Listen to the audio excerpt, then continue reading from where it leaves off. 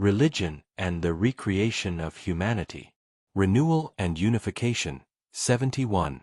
Abdel Moumin Ibrahim Ahmed. In a previous article, I mentioned that there is a missing final link in the evolutionary ladder of the human species. In other words, the human being who exists today is not the final human being, nor is humanity yet what heaven originally intended it to become. Physically, outwardly, and in terms of bodily structure, modern humans represent the latest stage of human development. Yet inwardly, in consciousness and spiritual awareness, humanity has not reached its final form. Moreover, our physical bodies themselves contain immense latent potential that we have yet to discover. We still do not know how to use these remarkable bodies, which have been bestowed upon us, in a complete and proper way. We need to uncover the hidden capacities of our brains and of our entire physical being. Dr. Moumin prophesied the emergence of a new type of human being, which he called Homo Amon, the loving human. This is a person who possesses an altruistic heart and whose physical senses have become harmonized with spiritual senses, enabling him or her to live simultaneously in both the spiritual and physical worlds. I have previously explained that Jesus Christ, the second Adam, came to open the way for such a humanity. However, he did not find the second Eve. Had he found her, the marriage supper of the Lamb and the holy wedding would have been established 2,000 years ago, opening the way for the dawn of the new humanity at that time. For this reason, Jesus declared that he would return again to establish the marriage supper of the Lamb. Father Moumin and Mother Hak Jahan appeared and proclaimed that they had fulfilled the position of the awaited Messiah. Father Moumin testified that Jesus appeared to him and asked him to complete the mission that had remained unfinished during Jesus' first coming. Mother Hak Jahan declared that she was born in the position of the new Eve, the first daughter directly belonging to heaven, just as Jesus was the only son directly belonging to heaven. In 1960, Father Moumin and Mother Hak Jahan conducted the marriage supper of the Lamb and the holy wedding. This opened, for the first time, a pathway for humanity to enter a new stage of existence through a long historical process whose beginnings are only now unfolding.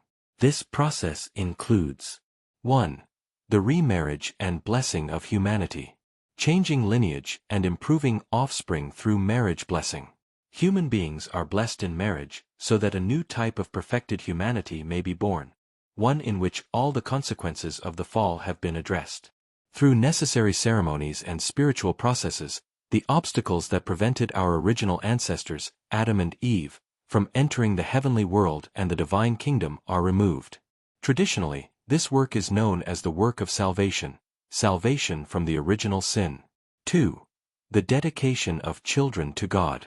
Special ceremonies are conducted through which children are offered and dedicated to God, much as the mother of Mary dedicated her daughter according to the Quranic narrative. In this way, a newborn child is placed upon the path of salvation and the road toward the new heavenly world. 3. The blessing of future generations. When this second generation reaches maturity, they too receive the marriage blessing. Their descendants, the third generation and beyond, are thus able to enter more deeply into the kingdom of God and become seeds of the new humanity that lives simultaneously in the worlds of spirit and matter. 4. The Siangwa, Ascension, Ceremony. This ceremony is held to bid farewell to those who have passed away. Death is transformed from a sorrowful occasion, arising from ignorance of the next dimension of existence, into a joyful celebration of ascension. This transformation is based on the conviction, experience, and certainty that those who die continue to live, though in another dimension of reality. 5. Spiritual training and education. The true parents established a major spiritual training center in Chongping to teach people about the spirit world and train them to experience and live in that world while still residing on earth. In this center, people can liberate spirits and receive spiritual advice and treatments. 6. The Great House of God.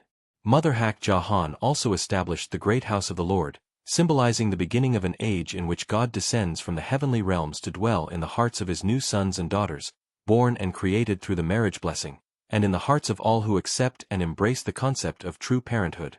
This new second, third, and fourth generation expands its capacity to receive God generation after generation. Mother Hak Jahan has referred to them as the pure water. In this way, Father Moon and Mother Hak Jahan have laid all the foundations for the emergence of the perfected human being, Homo Aman. The invitation is extended to all people, from every nation and from every religion to participate in this great good news and receive its blessing, joining the ranks of the righteous among the new humanity who will inherit the earth.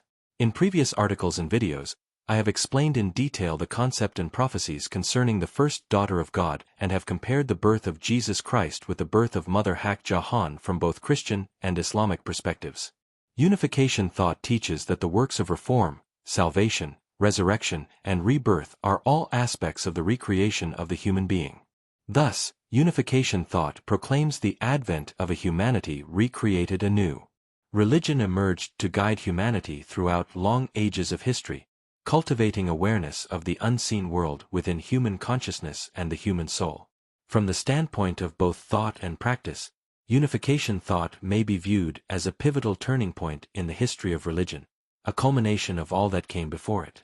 Religious work after its appearance differs from religious work before it, because it presents an intellectual and practical framework that seeks to unite faith and reason, religion and science, and the spiritual and physical dimensions of human existence.